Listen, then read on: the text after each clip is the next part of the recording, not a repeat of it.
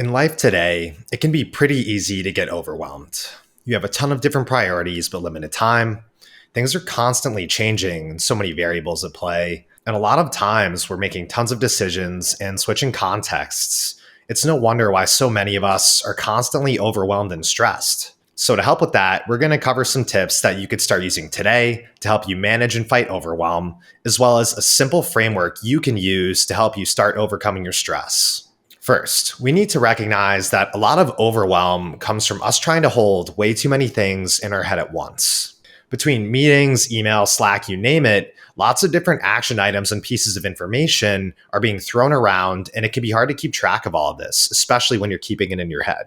You should learn to just use your brain for processing and for decision making, and instead lean on external tools for storing information and keeping track of tasks. Now, what you're going to want to do is whenever a task pops up, go ahead and just immediately write it down in your notes app, pen and paper. It doesn't really matter where.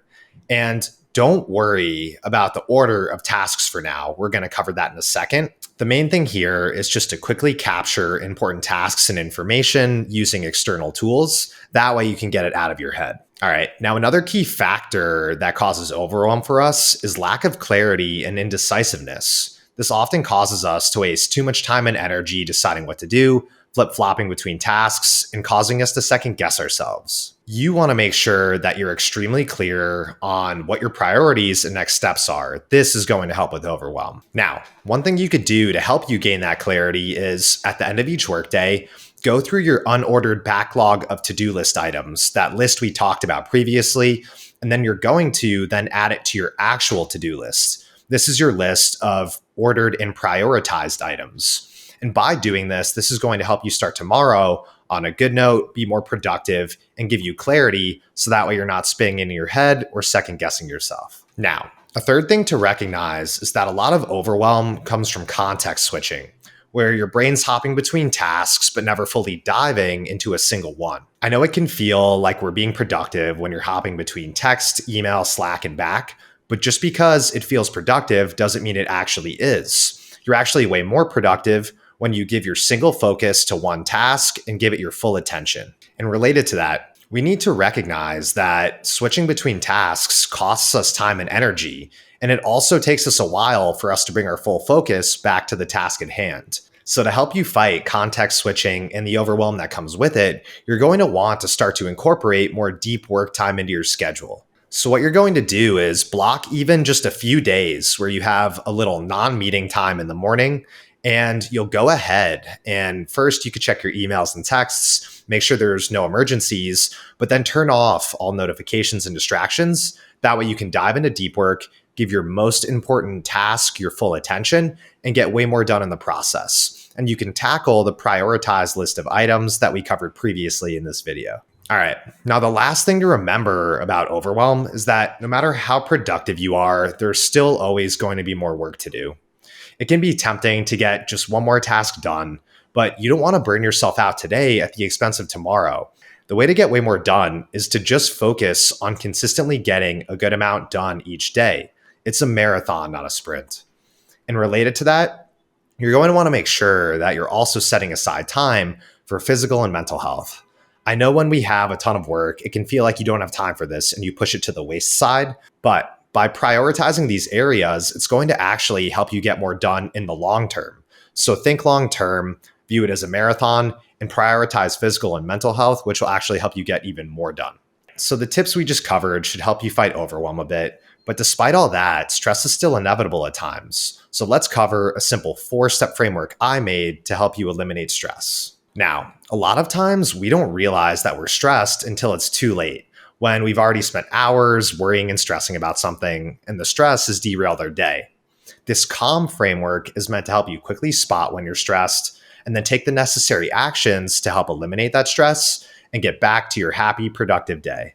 So if you want to stop feeling stressed, you first need to realize you're stressed. We often don't realize we're stressed until it's already ruined our day and we're in a poor mental state. So to fix that, you're going to use anchoring, where you take something you regularly do throughout the day, like make a snack, use the bathroom. You can even just set a recurring reminder or alarm on your phone. And when that activity or reminder pops up, you're going to use that as a cue to do a check-in. So, step one here is to pick one or two anchors. Like for me, I know that I'll go ahead and I'll use making a snack as a cue. Next, stress and anxiety are feelings we have, they're internal to us. And one tricky thing about feelings and what's going on internal, it's not always super clear. It's much easier to notice things external to us. So, what you're going to want to do is start to look for red flags. These are the external actions and behaviors that you exhibit when you're stressed or anxious. Like I know for me, whenever I'm stressed and anxious, I might be more judgmental. My muscles might feel tense. These physical signs are much easier to spot than me answering a vague question. Am I stressed? Am I anxious? So step two is to start to analyze yourself and look out for these red flags. So what you're going to do is when step one cues you to do your check-in, you'll start to do step two where you're going to analyze yourself, look for these red flags, signs that you're stressed or anxious. Again, like for me, might be judgmental, muscles tense, heart beating fast. And then from here, if you spot these red flags, that's when it's time to start to hop into step three. Once you've done your check-in and you've noticed your red flags, signs that you're stressed or anxious, it's time to leap into action.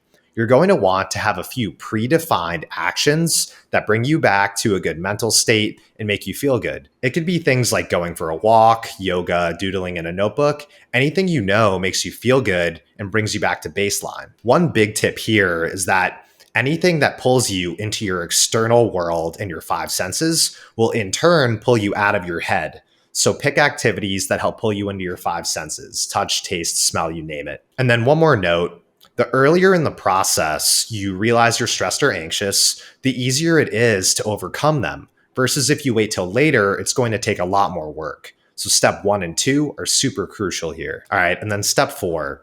When you're stressed and anxious, your brain is going to be yelling at you and trying to convince you that these problems you have are the end of the world and that you need to just keep focusing on them until they're done. But when you're stressed and anxious, you're not thinking the most clearly.